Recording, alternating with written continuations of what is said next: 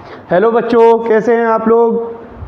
आज जो हम करने जा रहे हैं polynomial class 10 polynomial previous year question. जैसा कि क्वेश्चन आपके सामने लिखा हुआ है, क्वेश्चन है बच्चों, if one of the polynomial f x equal to 3x square plus 11x plus p equal to plus p is reciprocal of the other then the value of the p is. यहाँ पर क्या कहा गया है, ध्यान से सुनिएगा।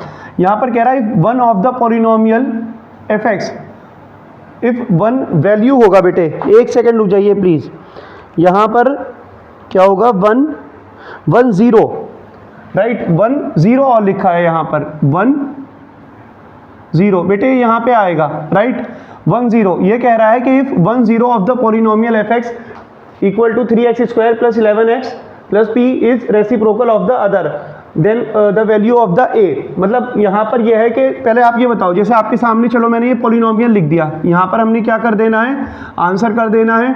और ये हमने यहाँ पर पॉलिनोमियल लिखा 3x स्क्वायर प्लस 11x और ये कितना प्लस पी, ये हमारे सामने पॉलिनोमियल लिखा हुआ है। इसमें कितनी वैल्यू होंगी बेटे, जितनी मैक्सिमम पावर होती है उतनी ही वैल्यू होती है। इसकी पावर कितनी है, मैक्सिमम है इसकी पावर 2, तो इसका मतलब इसकी वैल्यू होंगी 2। इसके अंदर जो x की वैल्यू होंगी वो होंगी 2, मतलब कि, और हम जानते हैं कि हम जो वैल्यू होती है, पहले एक बार जल्दी से देख लीजिएगा कि जो जीरोज होते हैं, सुन लीजिए ऐसे ही, मान लीजिए हमारे सामने एक इक्वेशन है ax square plus bx plus c equal to 0, तो जिसकी मैक्सिमम पावर 2, मान लीजिए किसी इक्वेशन की इसकी मैक्सिमम पावर 2 है, तो इसकी जो वैल्यू होंगी, x की वैल्यू होंगी वो 2 होंगी।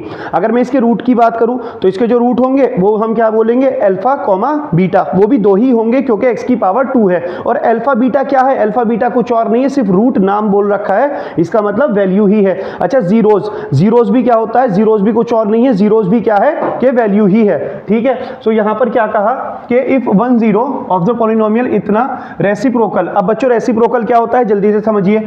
रेसिप्रोकल, ये हमने लिखा रेसिप्रोकल, इसको आप साइड में बॉक्स में लिख लेंगे अभी, ठीक है। ये कॉन्सेप्ट का हिस्सा है रेसिप्रोकल।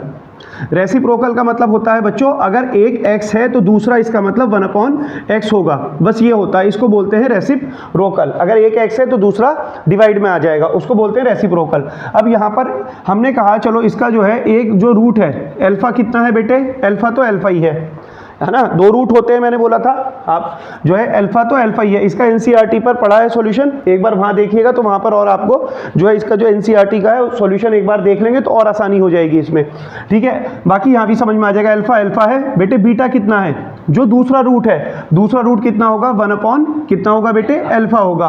क्यों, क्योंकि वो एक दूसरे के क्या है, रेसिप्रोकल है, राइट। अब यहाँ पर क्या कहा गया है, then find the value of the p. अब हमें वैल्यू निकालनी है पी की, तो मुझे ये बताओ बेटे अल्फा बीटा कितना होता है, c/a। जल्दी से देख लेते हैं, ax square plus bx plus c equal to 0, ये हमारी क्या है, क्वाड्रेटिक इक्वेशन है। अगर इसमें क्या है, पावर 2 है तो इसके 2 रूट होंगे, अल्फा और बीटा होंगे, राइट। तो वो हमने जो लिखे यहाँ पर alpha plus beta equal to कितना, माइनस b/a, राइट। और बच्चों कितना होगा, एक दूसरा होगा अल्फा बीटा c/a। ये इसका एक फॉर्मूला है, ये आपको बिल्कुल जो है अच्छे से याद रहना चाहिए। सो अल्फा बीटा ये c/a वाला हमने फॉर्मूला लगा दिया। अब यहाँ पर देखो इस इक्वेशन की कंपेयर कराएंगे किससे, ax स्क्वायर, इस वाली इक्वेशन से बच्चों ax square plus bx plus और यहाँ पर c, इस वाली इक्वेशन से जब हम कंपेयर कराएंगे तो मुझे बताइए कि पहले तो बताओ अल्फा की वैल्यू कितनी है, अल्फा है, और बीटा की वैल्यू बच्चों बताओ कितनी है, 1/अल्फा है, इक्वल टू c कितना है, देखो c की जगह कितना है बच्चों, p है, और a की जगह कितना है, a की जगह है बेटे 3। सो ये क्या होगा, अल्फा से अल्फा फिनिश।